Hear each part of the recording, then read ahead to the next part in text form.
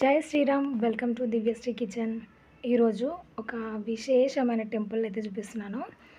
మనకి రామాలయము ఊరూరా ఉంటుంది కదా.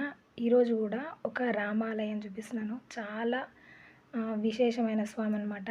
ఎక్కడో కాదు, హైదరాబాద్ సరూర్ నగర్ చౌరస్తా దగ్గర ఈ టెంపుల్ ఉంటుందన్నమాట. యాక్చువల్గా నేను ప్రతిరోజు స్కూల్కి వెళ్ళేటప్పుడు ఈ గుడి ముందు నుంచే నడుచుకుంటూ వెళ్ళేదాన్ని అనమాట.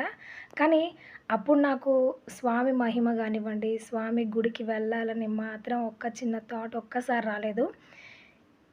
దాదాపుగా ఒక 25 ఇయర్స్ నుంచి ఈ గుడిని నేను చూస్తూనే ఉన్నా, కానీ ఒక్కసారి కూడా లోపలికి వచ్చింది లేదనమాట. ఈసారి మాత్రం ఒకసారి ఈ ఈ గుడిలో ఉన్న స్వామివారిని దర్శించుకుందామని వచ్చానమాట. ఈ గుడికి 2 వైపులా ద్వారాలు ఉంటాయన్నమాట. ఇది వచ్చేసి మనకి ఎగ్జిట్ లాగా ఉంటుంది. మెయిన్ డోర్ అయితే అటువైపు ఉంటుందన్నమాట. గుడి మెయిన్ ద్వారం ఆపోజిట్లో మనకి ఒక స్టీల్ షాప్ ఉంటుందన్నమాట. అక్కడి నుంచే రోజు నేను స్కూల్కి నడుచుకుంటూ వెళ్ళి వచ్చేదన్నమాట. ప్రతిరోజు ఆలయాన్ని చూసేది, కానీ లోపల స్వామి ఎలా ఉన్నారో తెలియదు, ఏ రూపంలో ఉన్నారో మాత్రం తెలియదు. ఓన్లీ రాముల వారని మాత్రం తెలుసు అనమాట. కానీ ఒక్కసారి గుడిలోకి వచ్చిన తర్వాత నేను నిజంగా ఎంత మిస్ అయ్యానో, అసలు రాకుండా ఎన్ని రోజులు ఎలా ఉన్నానో అనిపించింది నాకు. మీకు కనిపిస్తున్న స్టీల్ షాప్లో మా ఇంట్లో ఉన్న సామాను ఆ షాప్లో నుంచి తీసుకొచ్చుకుందే అనమాట. ఇది అప్పట్లో చాలా పెద్ద షాపు. ఇలా నడుచుకుంటూ వెళ్ళేదాన్ని నేను స్కూల్కి. ఈ దారి నుంచి అలాగా స్ట్రైట్గా వెళ్ళిపోయేది స్కూల్కి.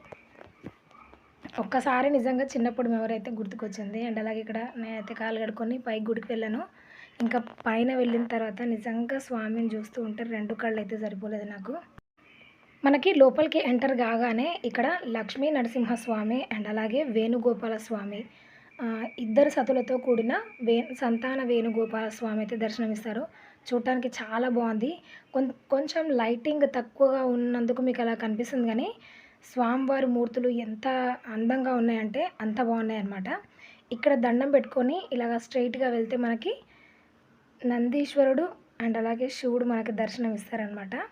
ఇక్కడైతే స్వామివారికి అభిషేకం చేసుకొని మేమైతే పైన స్వామివారి దగ్గరికి రామాలయానికి అయితే వెళ్ళాము. ఇంతకు ముందుకైతే పైన టెంపుల్ ఏం కట్టలేదన్నమాట. ఓన్లీ కింది వరకు మాత్రమే ఉండేది, పైన ఏమీ లేకుండేది. ఇప్పుడైతే పైన రామాలయం చేశారనమాట. అటువైపు ఇటువైపు ఎంట్రింగ్ అండ్ ఎగ్జిట్ 2 ఉన్నాయి. ఒకసారి పైకి వెళ్ళిన తర్వాత నేనైతే నిజంగా నాకు కళ్ళు చెదిరినట్టుగా అనిపించింది తెలుసా, నిజంగా మూర్తులను చూస్తుంటే. మామూలుగా అన్ని దేవాలయాలలో రాముల వారి దేవాలయంలో ముఖ్యంగా ఎలా ఉంటుందంటే, రాముల వారు అటువైపు, లక్ష్మణుల వారు ఇటువైపు, సీతమ్మ తల్లి ఉంటుంది, ముందు వైపు హనుమంతుల వారు ఉంటారు కదా. కానీ ఇక్కడ ఏంటి అంటే భద్రాచలంలో ముమ్మూర్తుల స్వామి మూర్తి ఎలా ఉంటుందో అలాగే ఇక్కడ ప్రతిష్ఠించారంట. స్వామివారి ఎడమ భాగంలో అమ్మవారు కూర్చొని ఉంటారు, అటువైపు లక్ష్మణుడు ఉంటారనమాట. అండ్ అలాగే ఇందులో హనుమంతుల వారు ఉండరు. మనకి భద్రాచలంలో కూడా హనుమంతుల వారు రామచంద్రుల వారి పక్కనే ఉండరనమాట, అటువైపు ఉంటారంట. ఇక్కడ కూడా అలాగే హనుమంతుల వారి విగ్రహం ఇంకొంచెం దూరంలో ఉందన్నమాట, స్వామి దగ్గరే ఉండకుండా. ఆ పక్కనే శ్రీ చండీమాత ఆలయం ఉంటుందన్నమాట. ఇక్కడ శ్రీచక్రానికి నిత్యం కూడా కుంకుమార్చన చేస్తూ ఉంటారంట, ఉదయం సాయంత్రం. ఇప్పుడు ప్రజెంట్ అలాగే చేస్తున్నారు అయ్యగారు. ఇటువైపు వచ్చేసి మేధా దక్షిణ మూర్తి అనమాట. స్వామివారు మనకి ఇక్కడ దర్శనం ఇస్తారు. అరుణాచలంలో ఉన్న దక్షిణామూర్తి స్వామి హైదరాబాద్లోనే అయితే ఇక్కడ చూస్తున్నాను స్వామిని. చాలా అంటే చాలా బాగా అనిపించింది. గురుగ్రహం బలం పెరగాలి అంటే దక్షిణామూర్తి స్తోత్రం చదవాలి అంటూ ఉంటారు కదా పెద్దలు. అండ్ అలాగే ఇక్కడ హనుమంతుల వారు స్వామిని కూడా నమస్కరించేసుకొని, ఇక్కడ చూడటానికి ఎంత అందంగా ఉన్నాయంటే శివుడి అండ్ అలాగే హనుమంతుల వారి విగ్రహాలు అంత బాగున్నాయి అన్నమాట. నిజంగా స్వామివారి వచ్చి అక్కడ కూర్చున్నట్టు అనిపించింది నాకైతే. ఒకసారి గుడి మొత్తం చూడండి. వినాయకుడు, రామచంద్రుల వారు, చండీమాత అండ్ అలాగే రైట్ సైడ్లో వచ్చేసి దక్షిణామూర్తి అండ్ అలాగే ఆ పక్కన హనుమంతుల వారు అనమాట.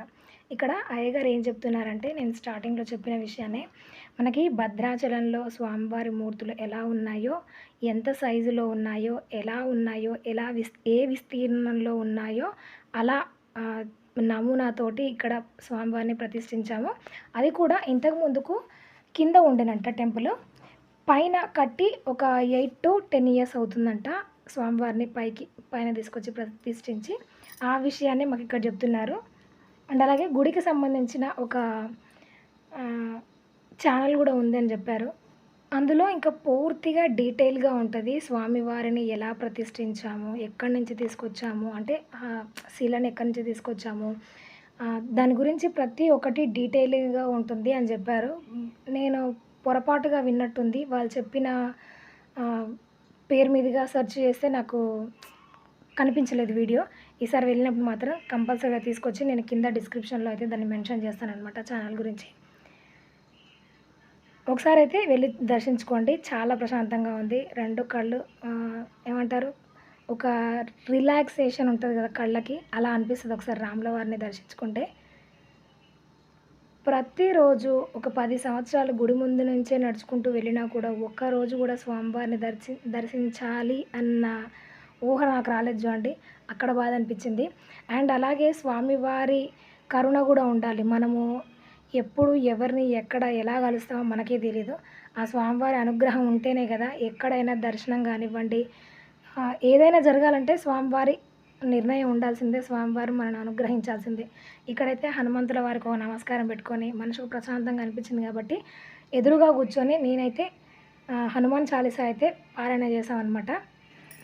మనం అంతగా గమనించం కానివ్వండి, మనమున్న చుట్టుపక్కల్లోనే చాలా మహిమాన్వితమైన గుళ్ళు కానివ్వండి, విశేషమైన గోపురాలు కానివ్వండి చాలా ఉంటాయి. కాకపోతే మనం వాటి మీద అంటే పక్కనే ఉంది అని కొంచెం కేర్‌లెస్, అంటే ఒక ఏమంటారు, ఇప్పుడు మనకి పక్కింటి వాళ్ళ పరిచయం అయితే అందులో గొప్పేముంది, ఆయన నాకేం తెలవదు అన్నట్టుగా ఒక భావన ఉంటది చూడండి. ఆ గుడా నాకేం తెలీదు, నేను రోజు చూస్తున్న గుడేగా, పెద్దగా ఏముంది అట్లా అనుకుంటాం. కానీ ఒకసారి వెళ్ళి చూసి స్వామిని దర్శిస్తే కదా మనకు తెలిసేది.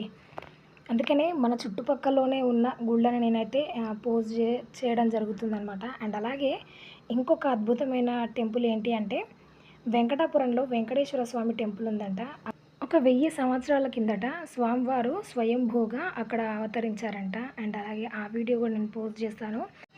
ఏ గుళ్ళోనైనా వెంకటేశ్వర స్వామి శ్రీదేవి, భూదేవి సహితంగా ఉంటారు కదా. కానీ ఇక్కడ ఓన్లీ భూదేవితో కూడిన వెంకటేశ్వర స్వామి కొలువై ఉన్నారంట.